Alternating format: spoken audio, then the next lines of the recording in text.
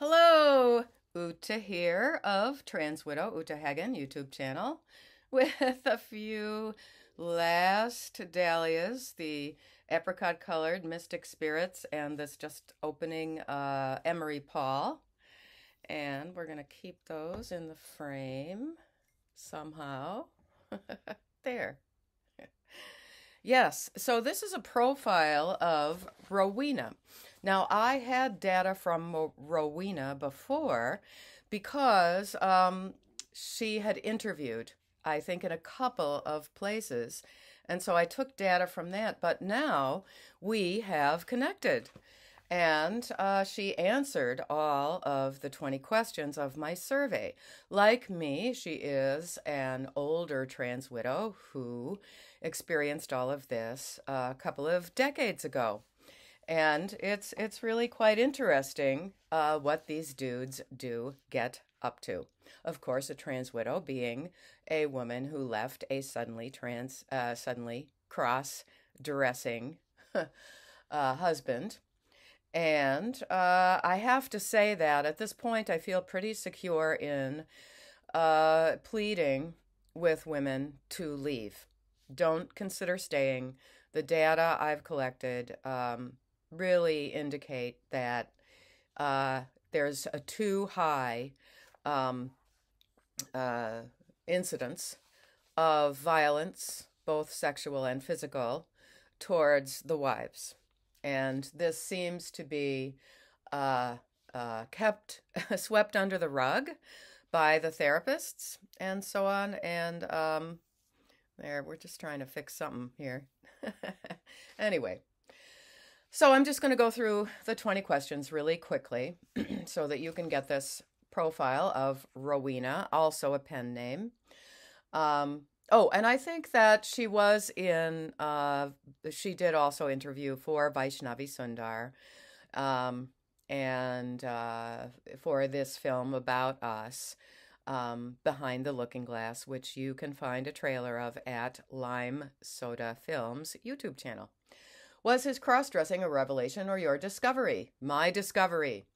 It involved several weeks of detective work and the theft of his keys. In the end, I had to break into his secret premises, a cross between a love nest and a porn film set. 2.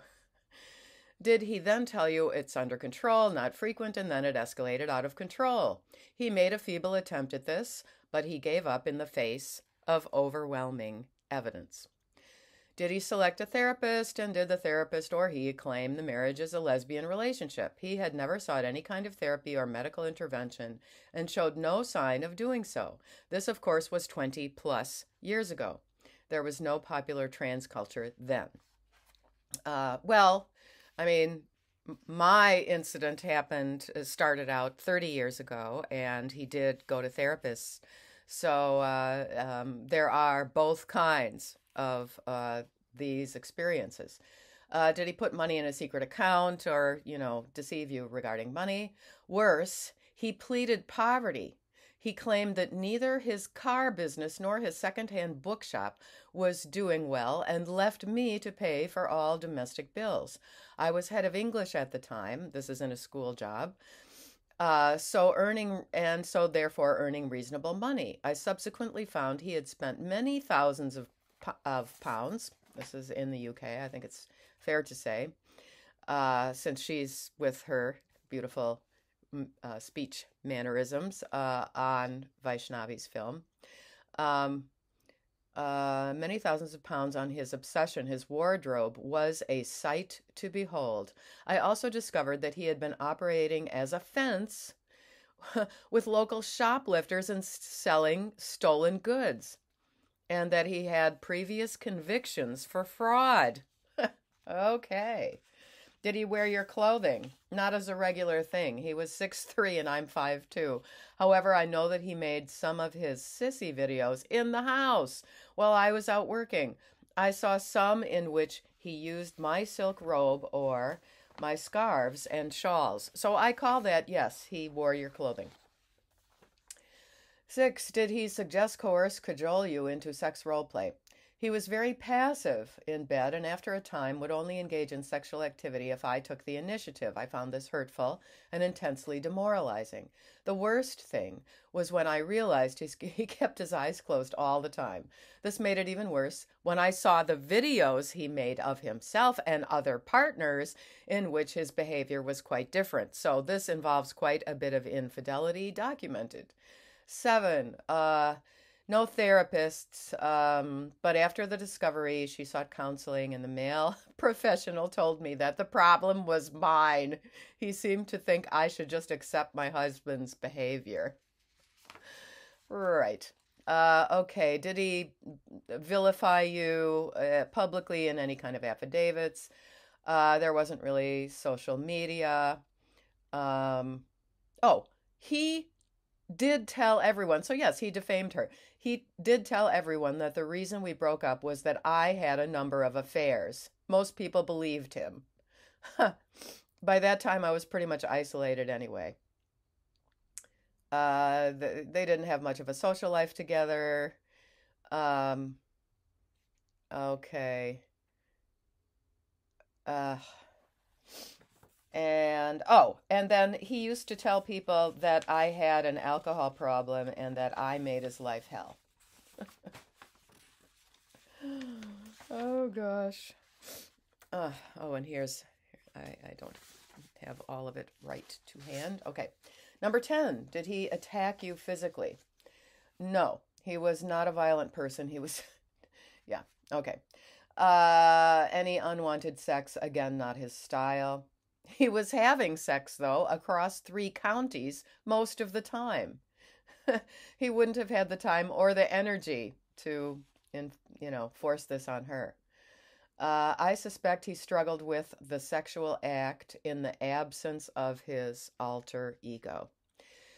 So this thing about living below the poverty line, I mean, I actually am going to say a yes on this because she said that because of her job, uh, she wasn't in financial straits, but they had a pub/restaurant that he had persuaded her to buy, and she had to work it single-handedly until it could be sold in order to protect her original investment and not lose everything.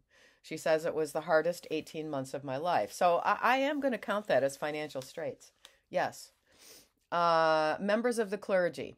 He was a Catholic, so I went one day to see his local priest. He squirmed, this is the priest, and clearly wished I would go away. All he said was that I should consider my marriage vows null and void. Now, this is kind of a problem because nowadays the Catholic Church is saying that they can't annul this kind of a marriage, which is wrong. That's just wrong. So the question about sharing Mother's Day,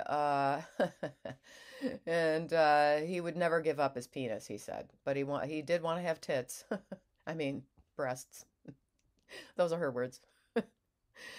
Oh gosh, I love it if we can be humorous when we're answering these questions. You must keep your sense of humor. Okay, she never had any sustained therapy. That's question number 15. Did you lose a set of friends? Yes, all of them. He did not identify as mother. Let's see. Well, his family would have nothing to do with her, and she had to send his mother photos. Um, uh, and she, Rowena, threatened legal action if if his family persisted in saying falsehoods about her. Now, there's a kind of sad thing about this is the last question. Did he co-opt your experience of childbirth using the details of your labor to convince new friends of his female status? In the early stages of our marriage, I fell pregnant. He was super interested in my body at that time. At 11 weeks, though, I miscarried. It happened in a public place. He ignored my distress. He didn't even ask me how I was. Well, that kind of says it all. So, thank you, Rowena. So we have a few more data points, and trans widow number 54 now has the 20 questions. So our data set is growing. We need to head outside, enjoy nature, and be well always.